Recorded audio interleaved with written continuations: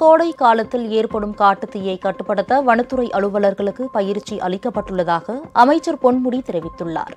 சென்னை தலைமைச் செயலகத்தில் செய்தியாளர்களிடம் பேசிய அவர், பொதுமக்களின் கோரிக்கையை ஏற்று முண்டன்துறை வனப்பகுதியில் அமைந்துள்ள அகத்தியர் அருவியில் குளிப்பதற்கான கட்டணம் ரூபாயாக குறைக்கப்பட்டுள்ளதாக தெரிவித்தார்.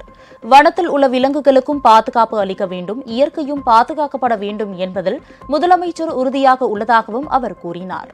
கோடை காலத்தில் ஏற்படும் காட்டுத்தீயை கட்டுப்படுத்த வனத்துறை அலுவலர்களுக்கு உரிய பயிற்சிகள் அளிக்கப்பட்டு ஆபத்து நிறைந்த பகுதிகளுக்கு அனுப்பி வைக்கப்பட்டுள்ளதாகவும் பொன்முடி தெரிவித்தார்.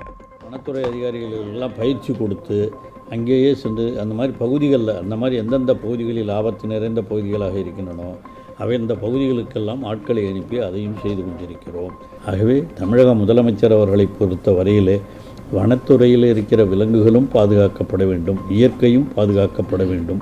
அதே நேரத்திலே அதனால் விவசாயிகளுக்கு எந்த பாதிப்பும் வரக்கூடாது என்பதிலே நான் அடிக்கடி சொல்வது போல் நிச்சயமாக தமிழக முதலமைச்சர் அவர்கள் அதிலே மிக உறுதியாக இருக்கிறார்கள். அந்த அடிப்படையில் தான் இவைகளெல்லாம் செய்யப்பட்டு வருகின்றன.